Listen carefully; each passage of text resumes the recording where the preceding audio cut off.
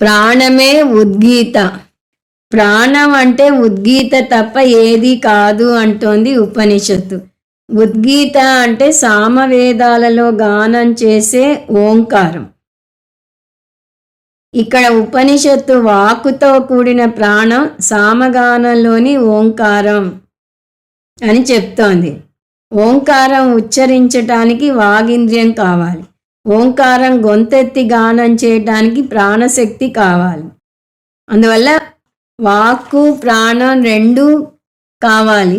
ఇది వివరించటానికి ఉపనిషత్తు ఉద్గీతను రెండుగా విభజిస్తున్నది. ఉత్ ప్లస్ గీత.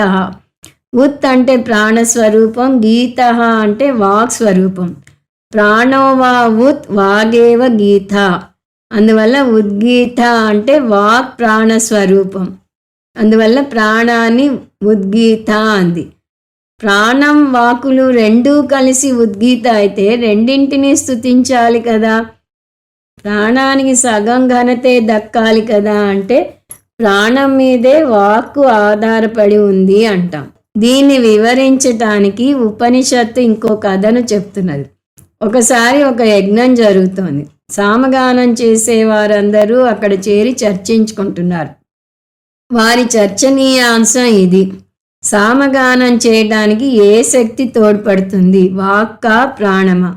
దాని మీద భిన్నాభిప్రాయాలు ఏర్పడ్డాయి. కానీ బ్రహ్మదత్త చైకితానేయ అనే ఒక గొప్ప ఋషి ప్రాణశక్తి సామగానం వెనుకనున్న శక్తి అన్నారు. ఆ మాటకొస్తే ఏ పాట కన్నా ప్రాణశక్తే ముఖ్యం.